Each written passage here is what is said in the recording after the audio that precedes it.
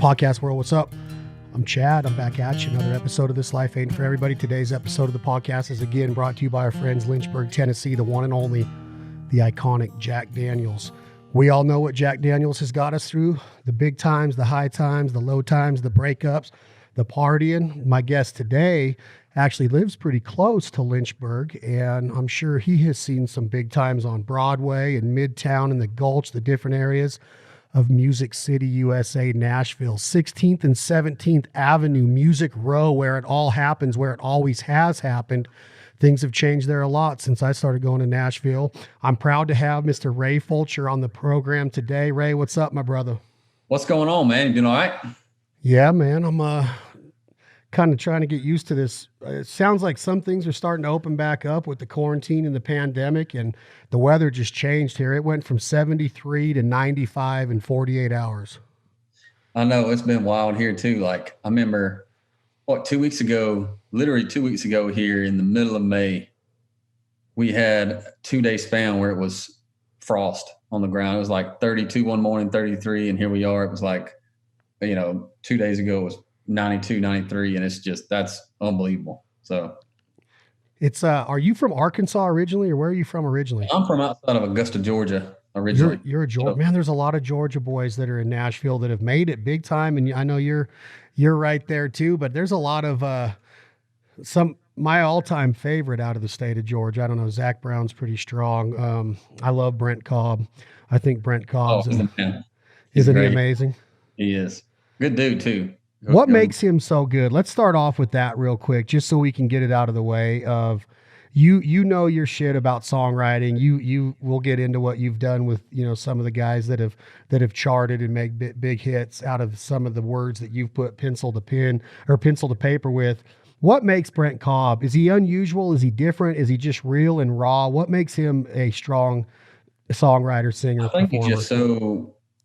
I think the thing about Brent is just so honest about who he is, and he's so good at putting the the way that he grew up, both in just the way it was, but also in the geography and those pictures.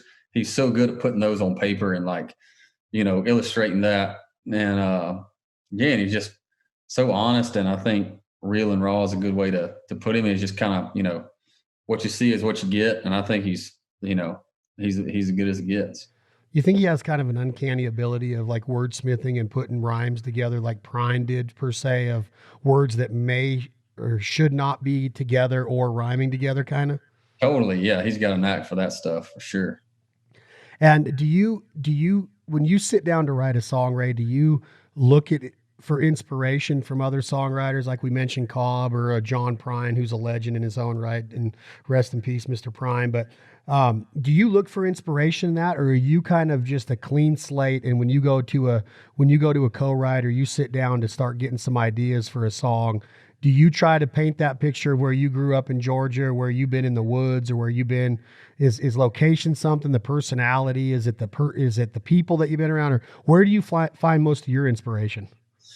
I think for me, when I first started songwriting, I kind of found those guys like, for me, it was Dean Dillon and Eric Church, and, a lot of guys in between, but those were two songwriters that I really were attracted to, like how they, the melodies and the rhymes and the pictures they were creating. And so what I think I found out is like when I first started, songwriting, kind of taking the things that I liked from them, and also, and knowing full well that I could not be either one of them, try to figure out what would make my own, kind of make my own style. So I think over time, I've kind of taken elements of those guys and other ones and just kind of tried to, try to come up with my own style and figure out what I do best. And like, what I really love is, painting those pictures of things that I've been through or things that I've lived, but also those things that it's fun for me putting myself in someone else's shoes and trying to imagine what it looks like around them, what it felt like to go through this thing or whatever. So it's fun for me to put in the stuff that I've lived, but also to try to imagine what it would be like in someone else's shoes. So give me an idea of the mindset when you're in this circle, and you moved to Nashville, and let's just get it out of the way. I mean, you're buddies with some stars right now. You're buddies with Riley Green, and you're buddies with Luke Combs. And I don't Right. know if there's been a more explosive artist in the last 60 months in Nashville or on the music scene for country music, and doing things like Luke has done, staying real, staying Right. raw, not being a quote unquote poster child of what you're Sure. supposed to look like or act like, even though he's a clean cut, he's a gentleman, he's a country boy.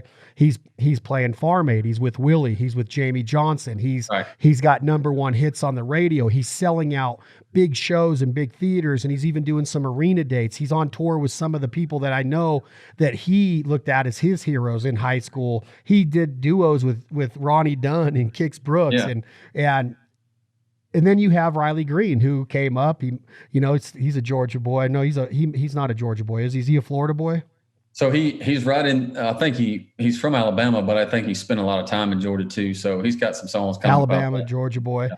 So you see these guys start to break. What does your mindset do? What does your psyche do? Are you a cheerleader to where you root these guys on and you're writing for them and you want to see them continue to break and get big? And at the same time, you're kind of blossoming as an artist as well? Or are you 100% satisfied if you stayed behind the scenes? How does that mindset work? Where is the fine line of being a Dean Dillon who gets that Sure. mad respect from the industry of all those big hits that he wrote for George and all of the different heroes that he wrote for? Where does that mindset, where does it sit with you, Ray?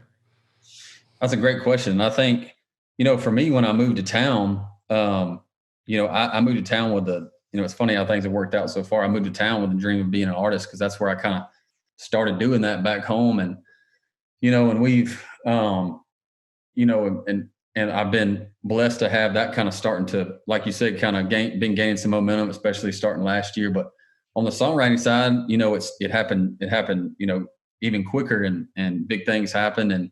And I think for me, kind of where my true north always lies is it always lies in the song. So for me, if there's I'm definitely always cheerleading those guys and wanting the best for them. And always when I sit down with them or any other artist, it's always trying to write the best song, for those guys, because to me, it's, if a song deserves the biggest platform that it can have, especially some of the more special ones that we've written in, and if those guys are the ones in this day and time and the end of May in 2020, if those guys are the ones to give it that platform, that's what I want for that song. And so, for me, I look at it as I wear kind of both hats. If I want to be successful as a writer and as an artist, I know personally, at least the challenge that I take on is that if I'm going to do a good job in both of those, well, maybe that may mean a few extra hours. That may mean me doing just as good of a job of putting the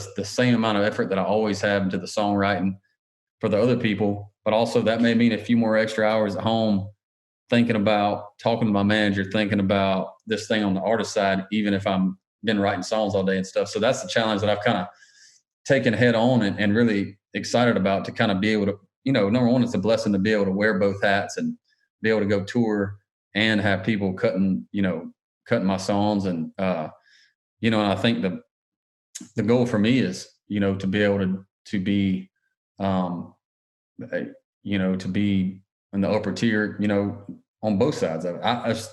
It's hard for me. It's hard to talk about, but when you're in high school and you're that stud quarterback in small town USA, and every Friday night when them lights are on, those news reporters are writing about the stud, but you're the receiver on the team and you're catching touchdown passes and you're making the great practice habits happen. You are a leader on this team, but you're not getting the exposure or the highlight. How much does it screw with Ray Fulcher's psyche, his mental stability? Because here's the deal. When you see stardom hit and you see dollar signs hit, which you do make a good living being a songwriter, which we will get into that.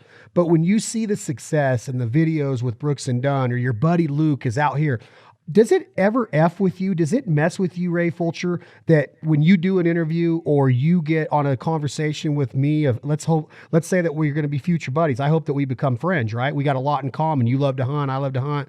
We got a lot of the same people that we run with. Does it ever get tiresome when somebody brings up Luke because they're talking to Ray Fulcher, when Ray Fulcher is a battery? He is a catalyst of this machine.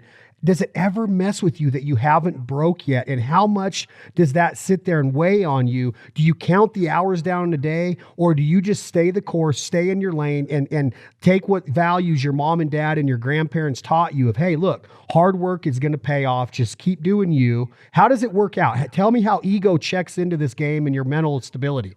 Yeah. And I think that's all a personal choice. And for me, I mean, I just decided that, it doesn't bother me. Number one, because for two reasons. Number one, when they're talking about Luke, they're essentially are talking, not we haven't written all of his songs, but when they're talking about Luke and the songs that we've written, Luke is kind of the face of it, and he's the one out there, singing them to the thousands of people, but he's earned that, and he's paid his dues, and he's there for a reason.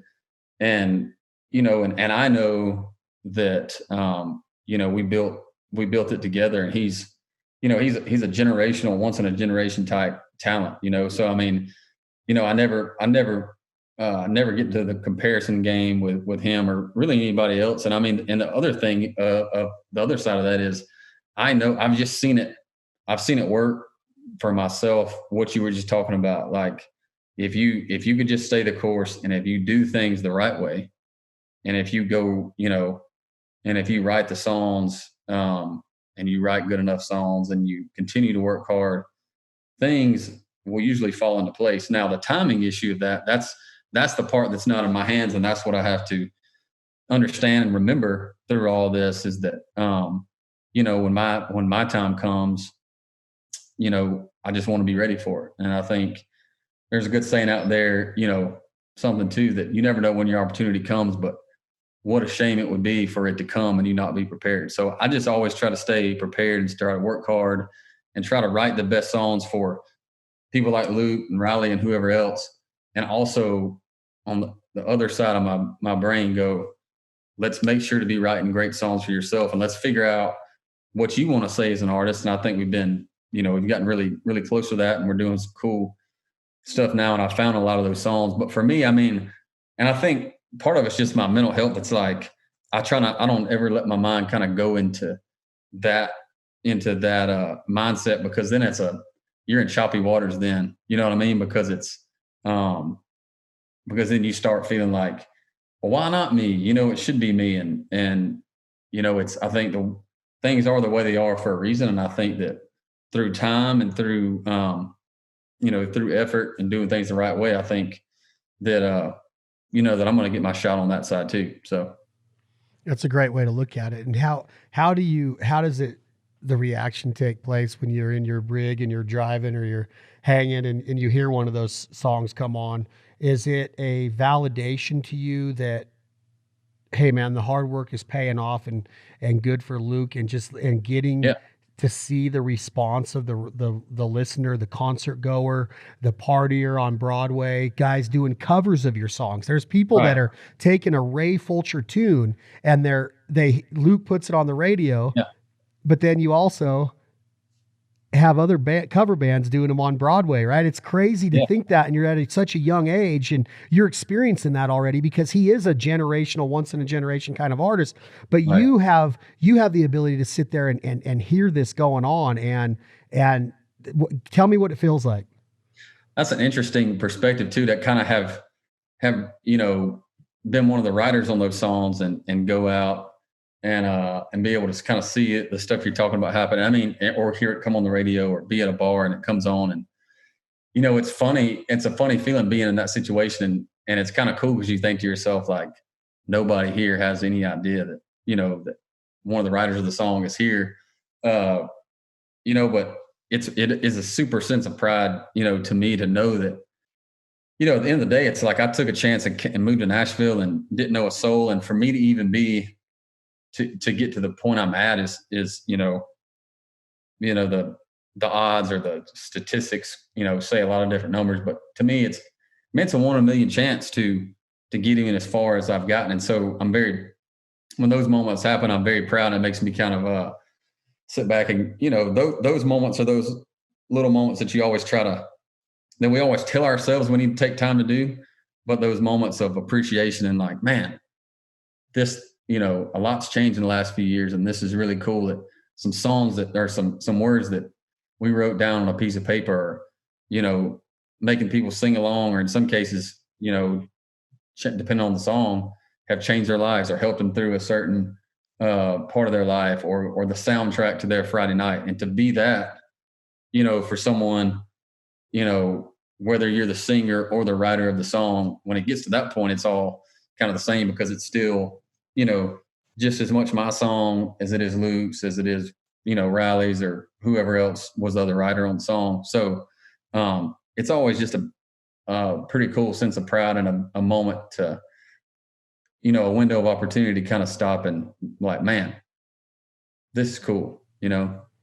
Yeah, I think I say it all the time to people of how envious I am of songwriters, and that it is so much more difficult than y'all make it out to be. As far as, like, I brought up Brent Cobb, I would say that to him once in a while. I'd be, buddy, anybody can write a song, and they can't.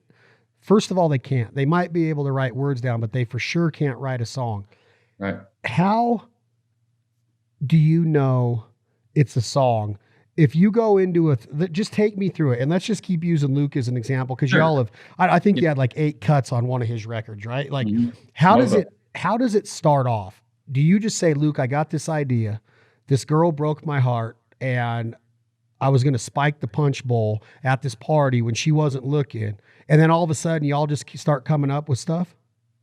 So the way it works for me is it always starts with an idea, and the idea can come from really anywhere. For me, it's either life experience, or maybe sometimes it's a TV show or something, and I hear a saying or something that somebody said and it sparks an idea.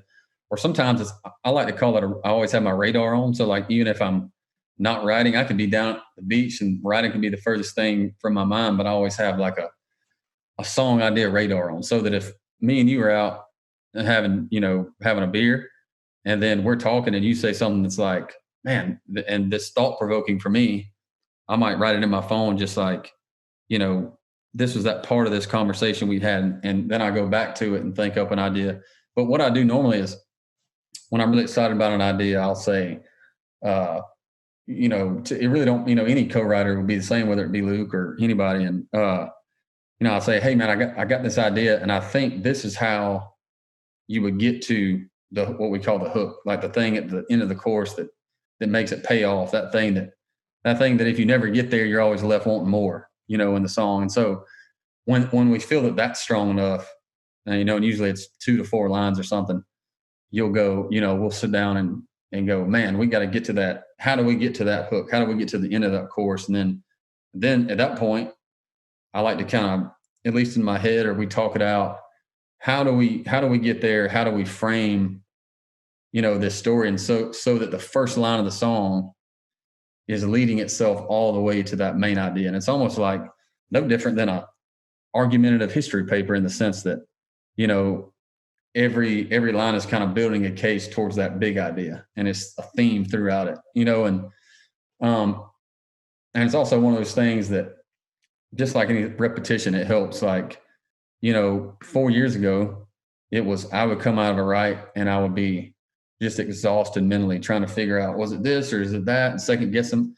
And now, the process is more streamlined in my head, and so that it's I come out of it right now, and I'm usually not tired at all, because it's become more second nature to kind of go through those processes in my head, and then and for me, it's a lot of instinct too. And that's the thing that always, people are like, well, explain it even better. And I'm like, well, I can try, but at some point it's just, they go, well, how do you know if it's right or not?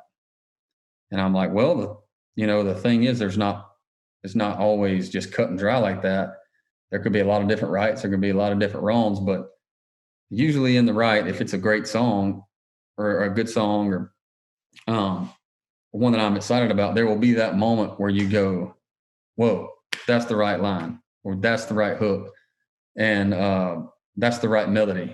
And somebody will go, well, why? And you're like, I can't tell you. I just know that it is. And but when you go into a write, Ray, and you're with Luke again, and you have 8 cuts on one album. Sure. Okay, you're making a good living off of these number 1 hits. Right.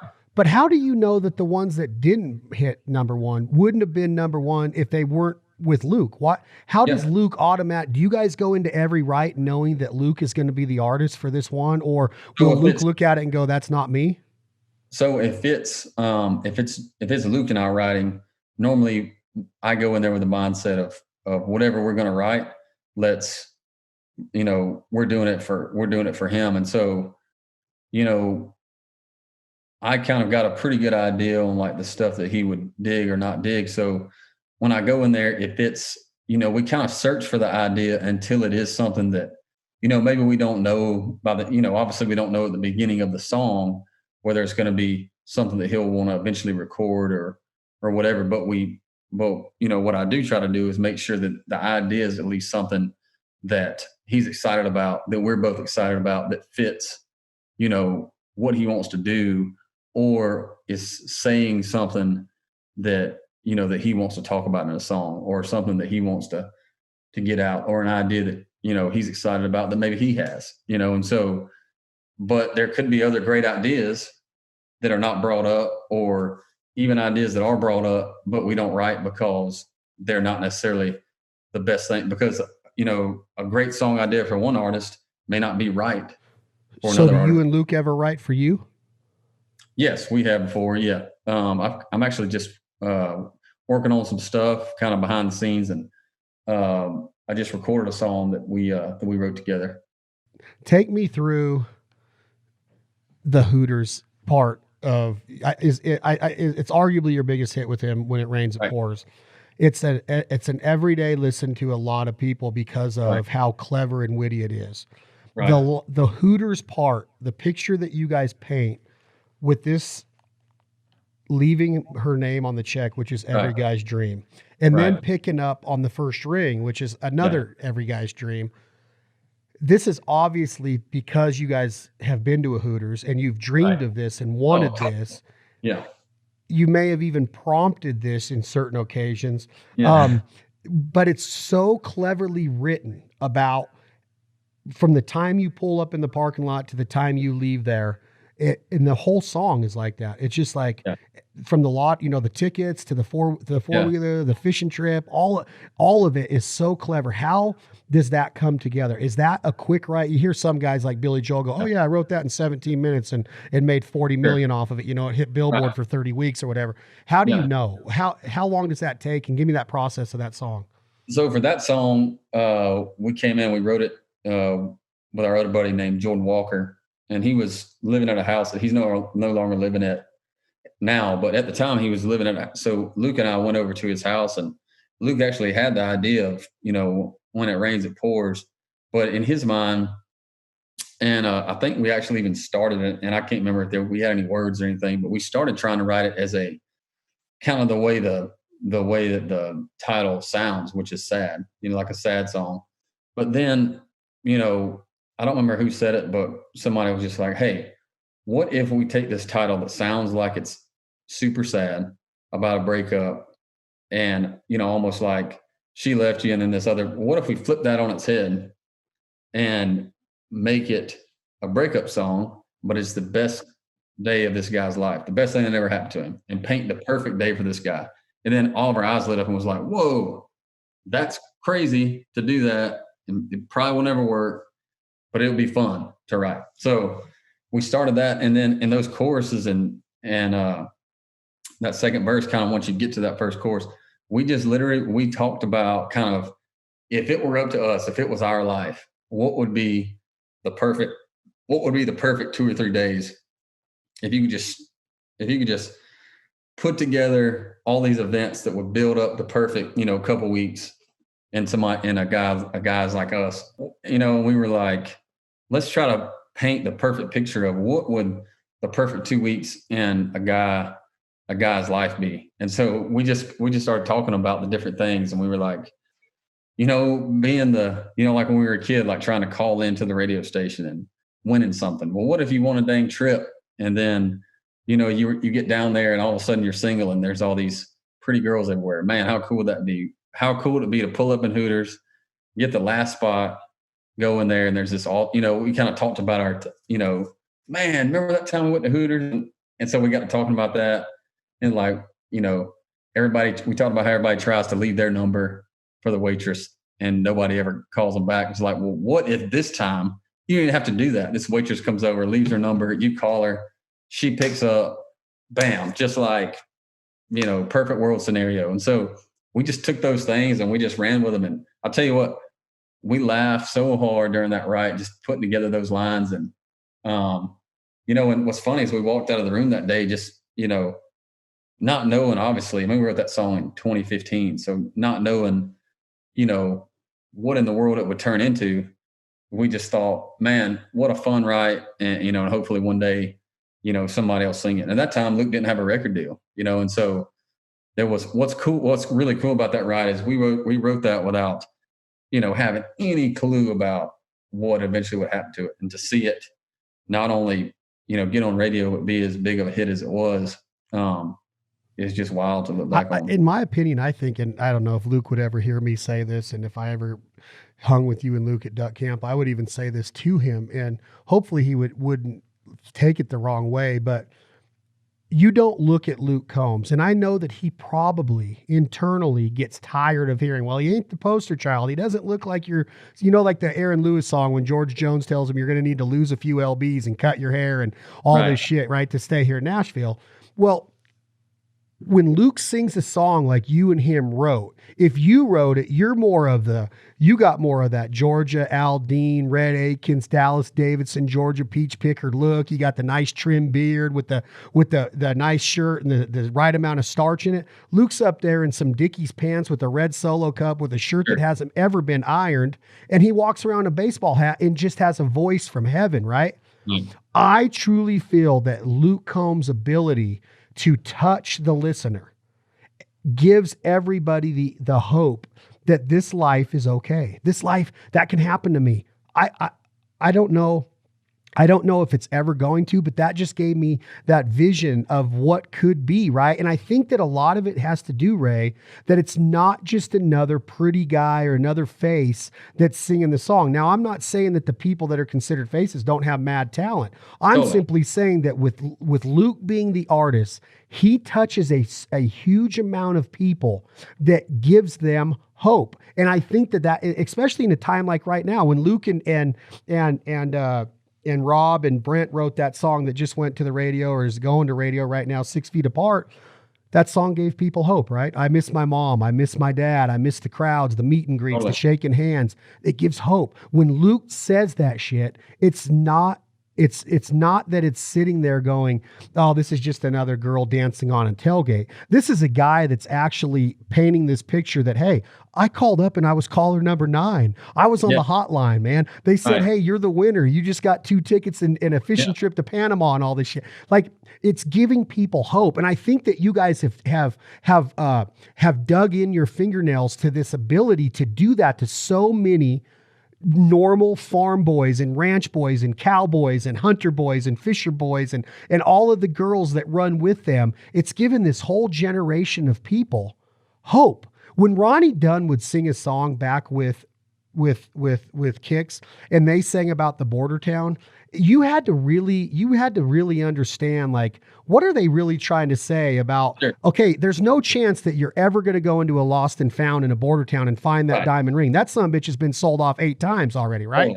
But that's not the same as these lyrics that you guys are writing. It's a different touch point. And I truly feel that is why Luke Combs has exploded. Not to mention he can sing like a son of a gun. Like, the dude is mad. He's got so much sick talent. But I just feel like he touches these, he's like this new generation he might be the new generation Jamie Johnson, to where those words touch you in a way to where you're just like, wow, I've really thought about mowing down every freaking rose that I see in my garden because she planted them, right? Like, it gives people hope. I don't know if that resonates with what you, or if you're picking up what I'm laying down, but does it kind of make sense? Dude, it makes so much sense. I mean, Luke is so he's so relatable, and I think this last album title is perfect for him, because with him, is what you see is what you get. He is the guy, that is singing those songs, and it's not like he takes the mask off and it's someone else. when he gets done. He's what you see is what you get. And I think that he'll say this, and he said this at concerts. I've heard him say it in interviews, and he truly believes it. He says, if small town guy from North Carolina, who was singing cover songs in a bar and moved up here not knowing what they're doing, if I can go from there to being here, 1 in a billion chance that it was, then you literally can do anything. If I can do this, you can do anything. And I think he truly believes that. And I think that his fans gravitate towards that. And you're right. It's like he's like the people's champ. You know what I mean? He is so relatable. And I think not just relatable to people who love music. He's just, loves country music. He's so relatable to the everyman. And I think, and I try to be the same way, just because that's what we are, and that's what we have been, and that's kind of where we came from, and that's what we want to. And I don't want to take this time to get to know you, because you're a gifted artist, a very gifted songwriter. But the reason that I bring it up is because your words are what's resonated to these people. Now, sure. Luke is the deliverer of that message. Right. Okay. But it's your words that somebody's going, holy shit, that was me. That was me at spring training 2 years ago, man, where I was in that Hooters, or I was on that concert line. Right. You have, when you go see a show live, it's almost like being at a cover band show when you watch Luke Combs, meaning that every single person in that audience, from the rafters to the front row of the floor in the pit, is singing every word like it was Amarillo by Morning, or it was Don't Rock the Jukebox. It is literally like a cover band up there, and you're like, every single one of these people know every one of these words. That shows you right there that what you're doing and what you guys are putting on paper is resonating with this massive audience that's not only getting Songwriters of the Year awards and Newcomer of the Year award and Artist of the Year awards and Video of the Year awards. He's the sellouts. I mean, all of that shit is one part of it. But what you are actually doing to the listener is what counts. Because in today's world, in my opinion, I might say some stuff that might irritate you, or I might say some stuff that you don't agree with, but I think that a lot of Nashville has become very cubicle. I've said it on several conversations that I think that a lot of the authenticity gets taken out of a lot of songs because of the ability to push the music to the mainstream and get it on top 40, and then you lose the artistic value that's there, because I will take an Adam Hood and a Brent Cobb song over 90%, if not 99% of the stuff being played on radio. I will take Paul McDonald or Kyle Daniel, Drake White, Leith Lofton, the guys that aren't getting played on radio. Their artistic value to me is being overshadowed, and hopefully there's a voice out there, and hopefully part of our platform can get that music out there, because it truly, in my opinion, Ray, deserves to be heard by the masses. But with Luke and your words and what you guys are doing, it's not that cubicle country. It's something that's resonating, that it's not another Dancing on the Tailgate song. It's when you envision the songs, whether it's Hurricane, the songs that, if you listen to the albums in their entirety and you take all the ones that have been radio hits off and you just listen to the ones that are on the album, there's so much cleverness in these lyrics that you're just like, man, like Beer Can. Did you write Beer Can? I did, yeah. See, like right there, I didn't know that. I didn't know that for sure. But when I hear that song and I'm like, holy shit, they took a beer can, that beer served in a can, and now they're talking about the can being the verb, or whatever part of language that is, or whatever grammar that is. Is that a verb? It's not an adverb, because those end in ly. Help me out here, Ray. You're an artist. What we always say is, they ask us, like, what do you mean? Like, we go, like a beer can do. Yeah, can do. So it's like a verb, right? Yeah. It's kind of a verb. Yeah. So when you take that, when I listen to that song, I'm like, damn it, man. That's kind of like the cleverness in the new song that he did about beer. Not the Never Let Me Down, but that's a great, clever song. And then you have the one about, the 1, 2, 3, the 5, 4, 3, 2, 1 song. Oh yeah. That's a great song. All I know is that the resignation is what I care about. The talent is what I care about. And that's why I wanted to talk with you. And when I had the opportunity to come up, I really wanted to figure out what you're doing, because there is a chance that you might never break. There is a chance that you may never be that guy. God forbid. I hope you are. Hell of an artist. But all that part of the talent that you have in that is so to me, it's like, I don't know if there's a better talent. And I don't mean to put so much drama into the talent or the art of songwriting, but you're telling a story in 3.5 minutes and you're making somebody's day. How important is that? Think about what you're doing and how much responsibility that is. And you can't just go through the motions. And that's what has me so irritated with a lot of the stuff that's out there, which again, people be like, calm down, Chad.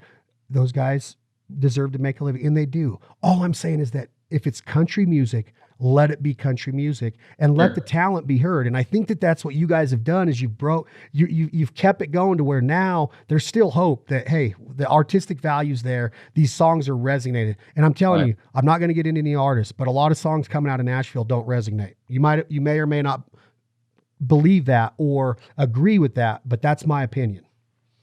Well, I think what helped us, I think, is, and I agree with, a lot of what you're saying as far as, I think that it's such an important thing to be true to yourself, and also, to remember that, that we have songwriters and artists have the ability to affect people's day-to-day life and to, have them relate to something and really dig in and hear and really affect their lives. And I think what helped Luke and I a whole lot is, and we just stumbled upon this, I think we first moved to town, at first, before we had publishing deals or anything, we didn't know anything about how the business worked, about how the quote unquote game was played and what you needed to be writing or what you were supposed to be writing. And so we really didn't know like how to kind of chase what was kind of hot right then or the things you were supposed to be writing. So what we decided to do is we were like, man, you hear this one day and you hear next on the radio the next day, and you don't know what's coming or what's going or what's going to be the next big thing. So instead of worrying about that, man, why don't we just write some songs that at the end of the day, if nothing happened, that we could be proud of and that is true to us and that we could listen to one day and our kids could listen to and be like, man, those are good songs. We're proud of them. And let's just write the best songs that we know how to in the way that we do it and just see what happens. And we didn't understand it at the time or didn't know it at the time, but that doing it that way ended up being the thing that all these thousands of people that come to Luke Combs concerts and people on the radio, that ended up being the thing that they were searching for, and we're not getting for whatever reason. And I think it really helped us that we didn't kind of know what we were quote unquote supposed to be doing. We just wrote from the heart. We wrote from our experiences, and I'm very thankful that we did that. We took a chance without knowing we were taking a chance, so.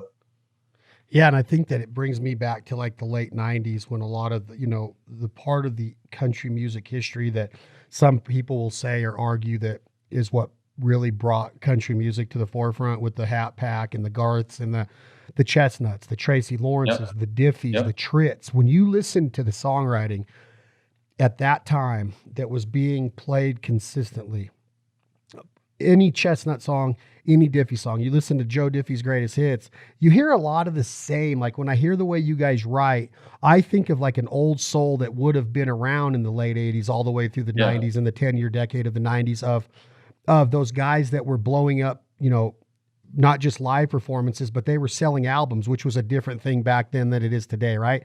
These guys were making a substantial amount of money and revenue based on album sales. Times have changed with streaming and everything, but when I hear the songwriting, I think a lot about the way that those songwriters wrote when those songs were hitting in the late 90s, mid 90s. And so I don't know if a lot of the inspiration has come from that. A lot of the way you guys were brought up in the country.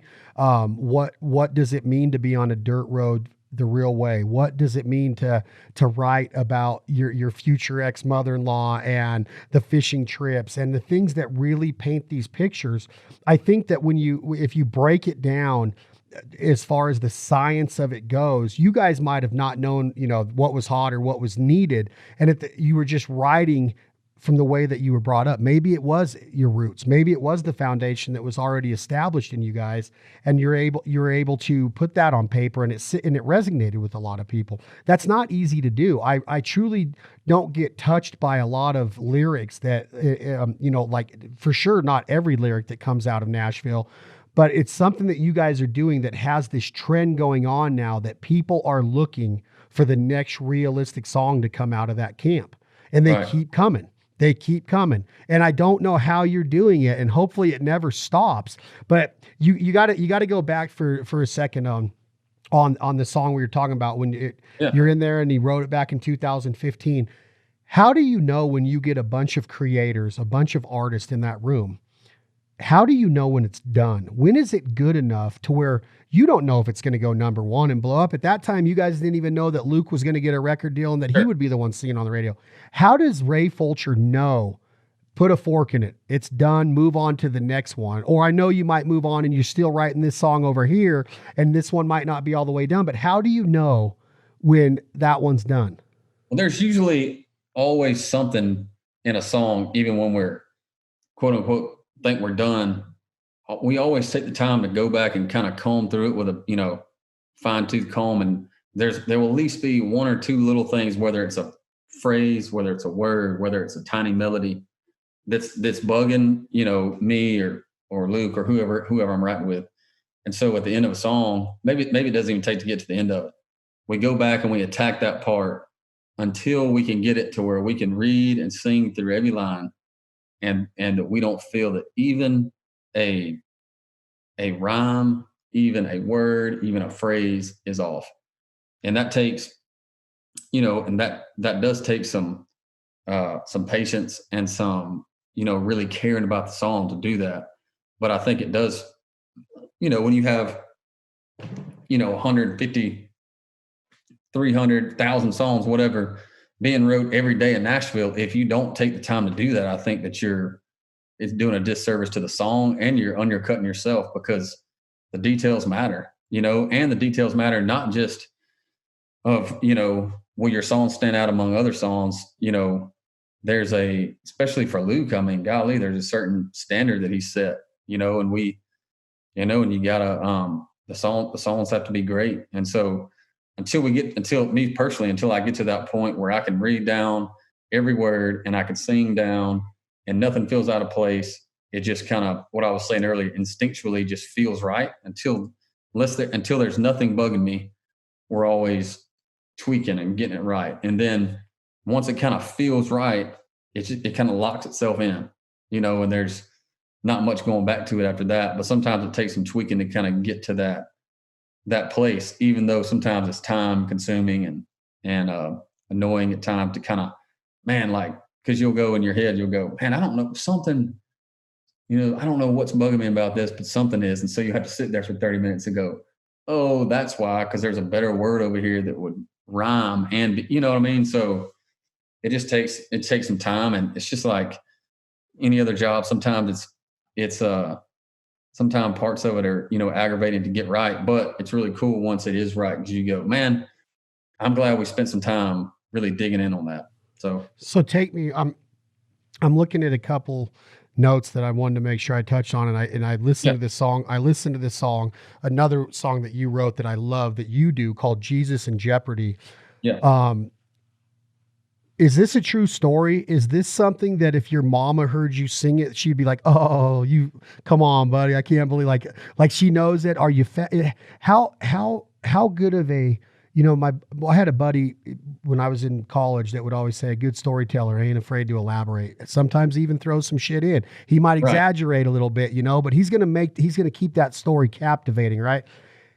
When you hear a song like Jesus in Jeopardy, like, it touches me because it seems like you were writing from the heart and the soul in that. Is that true? And then when your family hears this, do you ever get called to the carpet of like, well, it didn't happen that way, but you got to say, look, Mom, this is what being a songwriter is. Do you have to explain that to people sometime, or is 100% of your lyrics exactly how you remember them being laid down in your childhood or your adolescence and upbringing?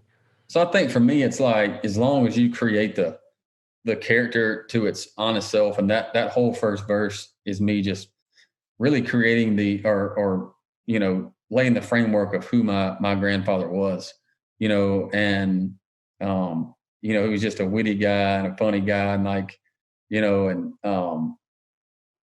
the second, it's just kind of, the song is about kind of who he is. And, not every single, line in that song is something that he specifically said, but it's like when you hear that song, and my family heard that song, they get done with it and they're like, that describes your granddad to a T, even though, I may have never, he didn't necessarily, talk about, the Berlin Wall, but he was in World War II. You know what I mean? Stuff like that, where it's like things that if he never said directly, my family can sit here and go, that's something your granddaddy would have said, that kind of thing. So it's, as long as you're getting for me, it's important to be truthful and get the character itself right, and then, and then use my own imagination as far as, those thought provoking and those nostalgic kind of lines that really remind me about him one way or another. So now when you take that as an artist and the way that your mind works, Ray Fulcher, when you have that song sitting over here and then you have somebody like myself saying, I really like that song. And then you yourself hear Riley do I Wish Grandpa's Never Died. Do you go, gosh, dang it, why didn't I tie this into that theme? Because it's kind of the message of like, you're thinking of your grandpa and the things that you saw him do and the things that he taught you of you becoming a man and the person that you grew up to be. Does that go off in your mind? Like, dang it, I missed that one just by an inch because that one's climbing the charts like it did. And I think it got to 12 or 13 or somewhere, sure. But it's still probably that one that every concert goer wants to hear Riley sing. Does that ever happen to you, or are you 100% set like I nailed it with Jesus in Jeopardy, or does your artistic mind ever go, man, I wish I would have thought of that? I mean, for me personally, and my grandfather, I think I nailed it with Jesus in Jeopardy, but I do have those situations all the time, and where I'll hear a song and I'll go, man, that was right under my nose the whole time. I didn't even think about that. That's what I was getting at. Like, or man, it's always more of a, golly, he got me on that one. I didn't think of that, but hats off to him. That's a great song, and I think, and that's a wonderful song that Riley put out. That's one of my favorites that's come on the radio, in the last, in the last year. And I think it's just two different kind of takes on it. And I think each are done kind of equally well, just in different ways. But yeah, there are those songs all the time where I'll go, man, hats off to them. That's a great idea. How did I not think of that? You know what I mean? So does it ever go also to the way that you're like, hey, Luke, does any of this remind you of your grandpa? Why aren't you putting Jesus in Jeopardy on an album? Or is that one that you specifically save for you, even though the words in that song resonate with me of what I remember of my grandpas, even though they passed away when I was young? Does that ever come into play to where you're saving that just for that day that you're like, nope, that's a Ray Fulcher hit on my first big cut on the radio or something in those terms? Yeah, it's for that song especially, and some other ones. It just because I didn't write that one necessarily with Luke, but that was one that at the end of it, I just had that feeling. I was like, I always wanted to write a song about my granddad, and that was the one, and I kind of tried a couple of times and didn't really hit the mark. I didn't feel like, going back to that instinct thing. But then this one was the one where I was like, this is a really cool song. This is the one that feels like is the one I wrote for my granddad, and so I was kind of selfish with that one as far as I wanted to keep that one for me and put it out. And it's funny that Luke always says that's one that we'll mess with each other back and forth. Like I'll hear something he wrote and I'll go, dang, man, I'm jealous of that one, or we'll do back and forth. But that's one he's always been like, man, I've always been jealous of that song. I didn't know that, Ray. When I said that statement, I figured that would be a conversation between you two behind closed doors, or maybe even ribbing each other when you're out at Losers or something and you're having a beer. I don't even know if Luke can even go into Losers anymore, or hang out, or go to the revival or anything. I don't know how that works with, and I know that it's not happening right now, so it's not even worth talking to. But I just figured that conversation took place in one way or the other, because that song, another one of your song that really resonates with me. If I was an artist and I had a voice and I didn't have to just sing in the shower when nobody was home, I would when I hear "Take Me Back Roads," I think of a couple things, and I'll shut up and let you talk. When Brantley and Colt did "Chilling on a Dirt Road," and then Aldine made it a monster success.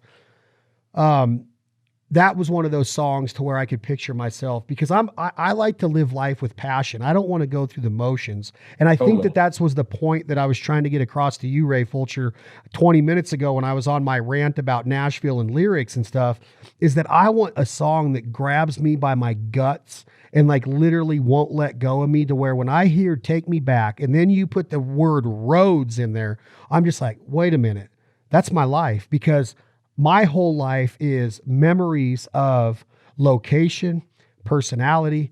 That farmer that gave me permission to hunt his corn for those Canada geese, and I knocked on his door and he said, you can't hunt unless you come in and have a cup of coffee. Well, then when I'm on that road and I'm looking at, if you go back and look at any of the branding that we ever did when we started Banded or the Foul Life or any of our brands, you'll hear me talk about, Ray, about like looking in that rear view and seeing that dust of my truck, and then looking out my right window and seeing that sunset with mallards pitching into this hole. Now, that might not resonate with somebody that's not a duck hunter or a mallard guy like me, but it resonates with me when I hear the road, the dirt in my rear view. There's country songs in everything that we kind of branded our brands on, right? A lot of influence from music goes into what we've done with our brands. But when I hear a song like that, I'm like, to me, that's a hit. To me, that needs to be heard, because that's going to be one of those songs that those guys in the crowd, those girls in the crowd are going to look at Ray Fulcher up there. And I'm sure it's already, I have not seen you live, which I do want to when this pandemic's gone. I'm sure that that's one that you look down and make eye contact with a lot of passionate people that are living through those words. Is that making sense? Absolutely. And it's funny you pointed out those two, because those two really are two of my favorite songs. And yeah, that's one that I've gotten a lot of messages about, and people just talking about it, because I love reminiscent type songs. And I think I really, really want to paint that picture of like kind of what you were just saying, like, you can't cross, the guy in the song, he can't cross those railroad tracks without thinking about that one specific, kiss with that girl. And he can't go around this one curve and this one road without thinking about his buddy who's no longer here, and stuff. And it's like, every time that happens, it's almost like you get to go back and relive some of those memories with those people. And I think that happens to me all the time. And so, I wanted to have a song that really kind of touched on that. That was one of my, that's one that too, I've always toyed with the idea of kind of re-releasing, once, we get the record deal and everything kind of off the ground, because I feel like it deserves that, a bigger audience. And I was able to give it back in 2016 when I put that out, Yeah, that's one of those songs where, man, I could just see it to where, and I want to go into this a little bit, into the Nashville Music City lifestyle, and if it ever took over, or if it ever got you, or if you ever fell into its clutches, right? Like, do you loan for those nights when you're not on the road, but you're just in Nashville? And you're living that honky tonk dream that Alan Jackson wrote about, of chasing that neon rainbow. Do you want to be in Losers? Do you want to be in Whiskey Band? Do you want to be somewhere and have somebody say, I like to bring my buddy Ray up and I want him to sing a few for y'all? Do you like to get back to your roots of when you first moved to town? And I want to transition that, Ray Fulcher, into, did you get on the sauce a little bit? Did you get into the late nights and the non-sleeping? Did you fall into the party crowd like David Lee Murphy wrote about and sang about? Like, how true was that song about the party crowd? Like, when I go to Nashville, and obviously I live in the West United States, but I get to visit Nashville 4 or 5 times a year. And it's almost like you strategize, man. You work out hard for 3 weeks, you diet, you're fasting, and you're watching your carb intake, and you're like not drinking or not, because you know what's getting ready to happen. It's almost like that Vegas mentality. So right. Do you long for those nights still? Do you still get off on going out in Nashville and seeing those places that you used to play in and that you still might sometimes? Did it ever get a hold of you? Man, I do love going there from time to time, and I really do. This ain't me just say it. The reason is because when I go to those places, and luckily I've been blessed to where I'm writing every day, and I'm so busy on the weekends. Normally, we're not in a pandemic that I don't get to go a whole lot, but I do love going. And the reason is it reminds me of that first year that I was in town and how and how special of a city Nashville is, and just all the talent around, and like there's just so much inspiration walking around. There's so much inspiration in the walls of those places, and it just gives you, you know, that feeling. What helped give me the dream was going to Nashville the first couple of times before I moved here, and being in those places and feeling the energy and feeling the inspiration. And so going back to those places really helps kind of remind me like why I moved in the first place. And it's awesome to be at. Now, the first year, if anybody says they didn't get caught up in it a little bit, it's probably lying, because it'll grab you real fast. And I've never been a huge uh, partier, but I would say probably the most partying I've ever done is the first year in Nashville, because it's like the way it gets you is that there's so many writers' rounds and different things going on that there's something you can be doing every night of the week, and it can masquerade itself as being, you know, business. And in your mind, it probably is. But what happens is, you're 4 or 5 drinks in, and here it is, 2 a.m, and it's time to get an Uber home or whatever, because, and if you're not out doing that, you're asking yourself at home, man, What's it called? What's it called? FOMO? Is that what they call it? You're missing, like, what am I missing? Am I missing an opportunity? Who could I talk to tonight? Also, but let me ask you this though, real quick, before you go on. Doors can't open when you're laying on your couch. Now, when you're writing, I understand that that's got potential to turn into a cut for you or one of the artists you write with. But when you're not at the Blue Bar, if you're not in all of these places that have so much inspiration and influence on what you're doing with your life, aren't you missing out? If shouldn't you be at what's going on every night of the week? And then even, which is probably the coolest thing about Nashville, is Sunday Fun Day, which is you're like, finally I get a day off. Nope, not in Nashville. Sunday Fun Day doesn't. The Sunday Fun Day is like the best, right? So 7 days a week. Aren't you missing out if you're not out there?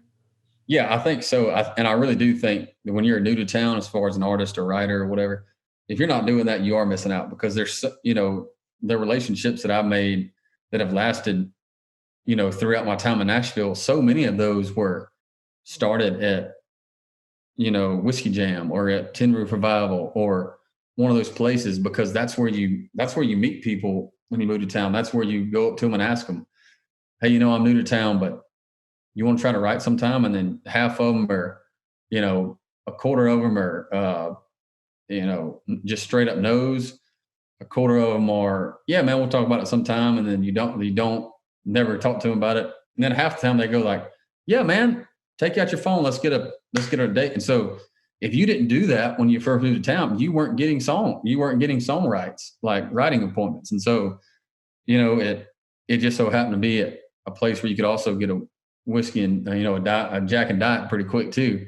But yeah, I totally agree with you. If you're not doing that, especially your first couple of years in town, you 100% are missing out, because that's really, that's what makes Nashville so unique and special. That really is where the business is going down. And that really is where you set the foundation of the people you're going to be writing with and working with for the next, 5 to 30 years, depending on what happens. So right now, off the cuff, no thinking about it, give me one of your top memories right now since you've moved to town. Was it meeting a celebrity? Was it getting up on stage with one of your heroes? Give me something that went down that still sits in the front of your frontal lobe of your brain as one of those top-notch nights in Nashville. Kind of just, you mean like a night out kind of thing? Well, just, like I've been there to where you're sitting in a bar and all of a sudden you're like, is that what that is Kid Rock? We're in Tootsie's. That is Bobby Ritchie up there. Like that kind of shit. Like that doesn't happen where I live. You don't just go down here to the corner pub down here where I live and all of a sudden freaking Travis Tritt's up there playing a Waylon song, right? I've seen this kind of shit happen in Nashville on the constant. So like what stands out in your head?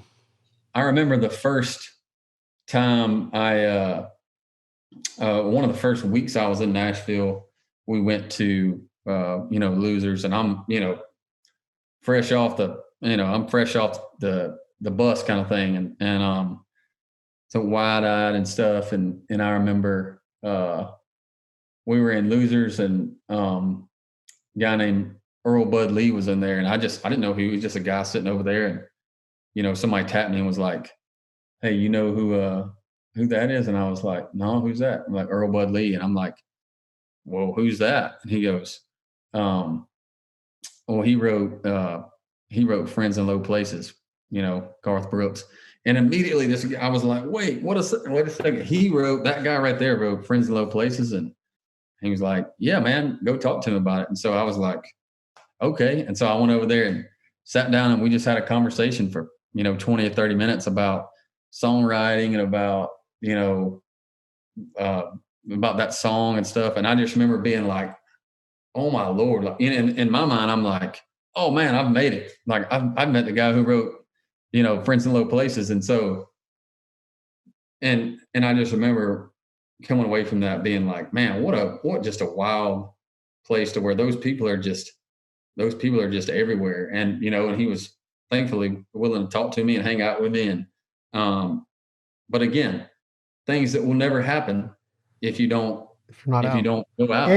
And not to mention that it is probably in the top 5, probably top 3, 100%, and maybe the biggest country song in the history of country music that broke it wide open back in, that came out in 89 or 90 on the No Fences album. And when Garth did that, he had the Garth Brooks album out, and this was a couple years before Rodeo came out. But when he did that album, No Fences, and put that song on there, and you heard it, and then several years later, he adds the third verse live, which rocks stadiums to this day after his 20-year layoff.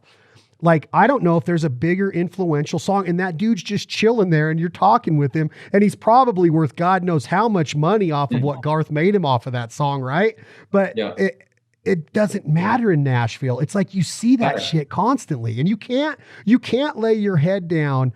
And over in Brentwood at 9 p.m. on a Saturday night and be like, "Yeah, I'm just going to fall asleep." No, you're not. Your head's going to play tricks on you. And at 10:30, you're going to be putting your jeans on, and you're going to be in an Uber at 11 going down to see what the heck's going on. That town just gets you, man. It does. Yeah. Cause I mean, you can't, if it's like, if your dream is to write and play country songs and you're here in town to do it, and you're, like I said, the first couple of years, and you're at home, you cannot help but think to yourself, like, there ain't been a worse FOMO in the world other than a new songwriter in Nashville, Tennessee on really any night if you're not out, because like you said, your head will play tricks, and you will get dressed if you're not, and you'll go down there because in your mind you're like, "Hey, dude, I've done it so many times, Ray Fulcher, and I'm not even a songwriter. I'm not I don't even have aspirations of making it. That town just does it to you." It does. Totally. Can it go the other way though? Meaning, Ray, and you witnessing this with one of your good friends, Luke is a dear friend of yours, that he is becoming a superstar. He's becoming a country music superstar. Does that mess with him in the way to where, does he wish it was more low key still? Does he wish that it wasn't so busy? Does he wish all of the demands weren't there all the time? I'm sure the endorsement deals, the interviews, the traveling, the radio, the Bobby Bones show, whatever it is. Does he wish, because obviously when you get there, you can't bitch because beggars can't be choosers. This is what y'all have wanted. Does it play on your mental? Do you see it messing with his psyche at all to where he wishes it was still that slowdown and that it didn't blow up as much as it did, or at least not as fast as it did? Well, I think he's very thankful that it has. And I think that it is, just like will be on anybody, I think it is parts of that are tough where, there's, let's be honest, there's some places and, a lot of this country would be hard for him to just be out alone and for it to be low key at all without people recognizing him and come up and stuff. But also he accepts that and understands that in order to get this, you got to take that too. You got to take the good with the bad. And so I've never really heard him, kind of be like, God, man, I wish, like, if I knew then what I knew now, I would never, he understands and accepts the challenge of the things, the sacrifice you have to make that comes with it. But yeah, I mean, are there times where he probably misses that part of it, just like any probably star does. Yeah, I think so. Dude, he's on a Toby Keith. You just sparked something in me when you said, I wish I did know now what I did. You know, when you said that line right there, he's on a Toby Keith path, meaning that he's getting success at a young age with not just songwriting, but with publishing and performing, and with merchandise sales and endorsement deals and you name it, he's getting it. And he's on that road of like what Toby did, you know, and Toby obviously obtained unbelievable financial stardom through Big Machine and all of his history there with Bruschetta and stuff.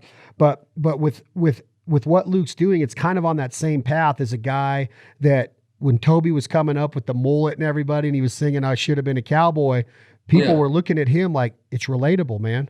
I did watch those movies. I do hear My Alarm Clock. Everything that Toby's saying, it was kind of in your face and take it or leave it kind of attitude. It went on with the Dixie Chicks and the World War, and we'll put a boot in your ass, not the World War, but the war on terrorism, and we'll put a boot in your ass after 9/11 and all that. He kind of was unapologetic, which Luke has kind of taken that unapologetic approach, but at the same time, he's doing it within the constraints and playing by the rules of Nashville, which you are too, Ray, is that it's kind of outlawish, but he's still staying in that Nashville lane to where he's still getting the radio play. He's still getting management companies paying attention. Where there's other artists that are just like, you know what, I'm over it. I don't need the Nashville. I don't need it. I'm just going to go develop my cult following and my audience and my fan base, and I'm cool.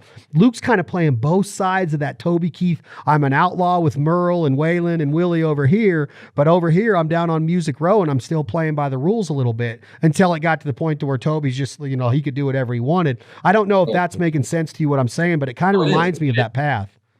It is. Yeah. I mean, luckily for Luke, you know, I think that he is unapologetic totally, and he's going to do it his way and make the music that he wants. You know, what's great for him is where that's landed at is music that, that people can relate to. Even the people who don't typically like mainstream country have latched onto and hold at high esteem.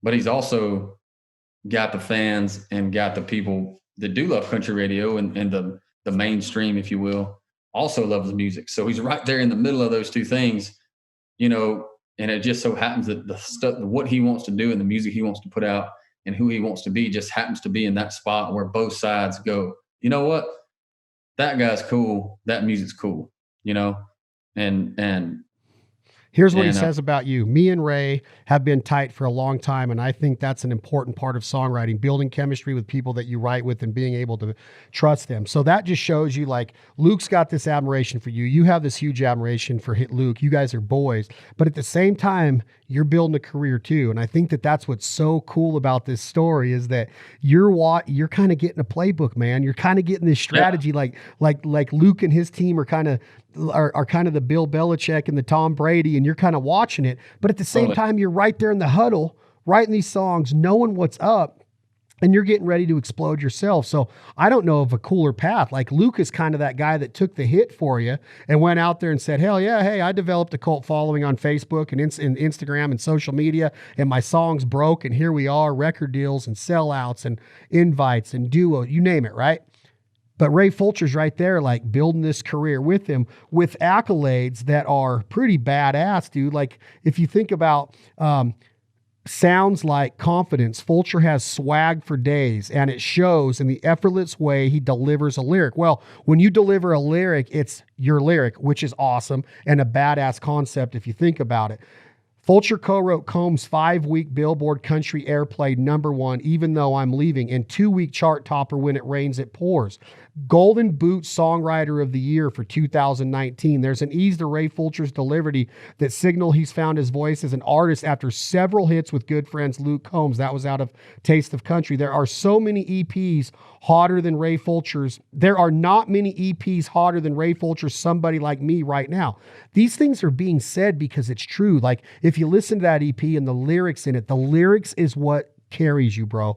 You can never get away from the fact that it's not cubicle, that it's meant, because the lyric is real and raw. And I think that there's a couple different ways that you can take that. It's like, well, I'm still going to be the guy that's going to, you know, my songs might be sung by somebody else, as long it would be cool if you could say, well, I don't know if that really fits that guy. I'm not going to give him that song, which in the publishing world, that really doesn't work that way, I would assume. But I think with what you're building, I think I don't know how to really explain it. That's why I wanted to talk to you, that you are watching guys that you sat in these writer rounds with and came up with and sat up in those apartments and those condos on those long nights dreaming of this. And now you're right there navigating your way through it. And it's just like a weird feeling like, when is it going to happen? When is this big break coming? When's that number one coming? When are we going to hear Ray on big time radio? When is he going to be selling out arenas in 3,000 seats, theaters and stuff? And I don't know, like it's a mind game to sit there in Nashville. And then on top of all this, the world gets hit with this pandemic to where now they're saying no concerts this whole year, pretty much. A lot of people let their whole crews go. This whole waiting game, man, when you know you're on the verge of greatness and then carpets get pulled out from under you like COVID, and then you got to sit there and go, well, man, I want to get to radio. How do I get there faster? It's about the patience and believing in that lyric, bro. And I think that's what you got going for you, is that lyric. Thank you, man. Yeah, I mean, you're right. It's tough, like especially now it's tough, especially when you're at the spot where I am, where you feel like coming into 2020, you feel like, man, this is the year when it all kind of happens. Well, then the world gets put on hold, and so, you got to be patient, and you got to kind of, what I've chosen to do is kind of figure out what can I control throughout this to, when we come on the other side of it, to come out a better singer, a better artist, better writer, and come out on the other side and almost like we didn't miss a beat kind of thing, and find a way to even help myself grow as an artist even through this. And some of the different lives and stuff have helped that.